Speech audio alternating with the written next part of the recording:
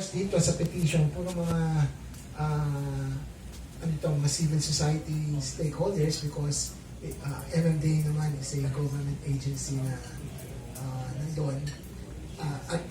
Sabi nga nila, they were informed of meetings but they were not given ample time, therefore this will not happen. Okay, so this is the petition. As we approach the termination of the pilot period set by the Memorandum Order of the Department of Transportation for motorcycle taxis to operate in Metro Manila and Metro Cebu. So, take note, yung sinabi Ariel, it is only to operate in Metro Manila and Metro Cebu. Pero doon sa mga sinasabit na mga proposal, meron ng bakulod. Diba?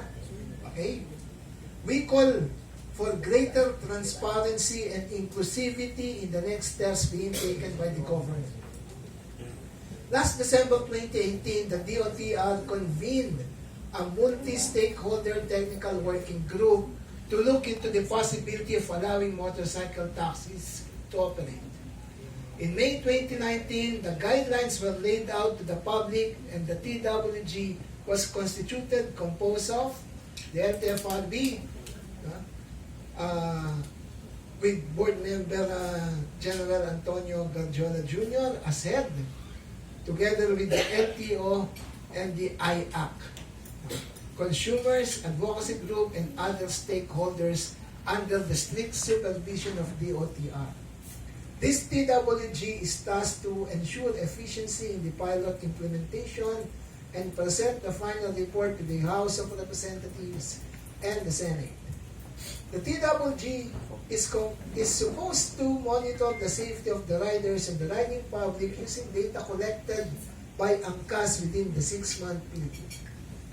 Despite repeated requests from the sector for the TWG to convene, a secret meeting was conducted last November 2019. Secret as far as we are concerned, but secret not as far as those notified. With solely government agencies in attendance to make an assessment. Hence, the consumers, advocacy groups, and other stakeholders were excluded from decision-making.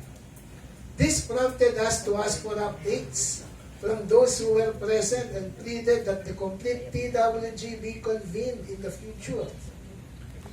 In the said secret meeting, the government members of the TWG decided to extend the pilot period for another 6 months and allow the inclusion of other motorcycle tax applications into the pilot program. Pwede mo na, as Ariel said a while ago, nandun na pala yung mga representative ng mga ng-anim. Okay? So, sino nag-imbita sa kanila? Bakit nandun sila kaagad? Hindi nga sila member ng TWG, and yet, nandun na sila. Who invited them? Once again, on December 12, 2019, the government members of the TWG proceeded with another meeting without the consumers, advocacy groups, and other stakeholders. Aside from the meeting, they conducted site visits and evaluation of new players into the pilot program. The repeated exclusion of the consumers, advocacy groups, and other stakeholders from the TWG meetings shows a lack of transparency and an active effort to deny inclusion of civil society and to fully represent the public interest. The TWG has made major decisions and even allowed the expansion of the pilot program to other motorcycle taxi applications without genuine consultations. There are decisions that should not be kept from the public. In line with this, we respectfully urge Congress, the Senate Committee on Public Services, under the chairmanship of Senator Grace Poe, and the House of Representatives Committee on Transportation, under the chairmanship of Representative Edgar Sarmiento, to conduct a committee hearing to update the riding public and other stakeholders on the discussions and concessions made during the TWG. The public hearing will be a positive step towards legislatively addressing the issue of motorcycle taxis, address questions of transparency in the process, and will provide information to the public of the planned expansion of the pilot currently run by the DOTR. Due to the urgent nature of the issue, we request that this issue be addressed as soon as possible.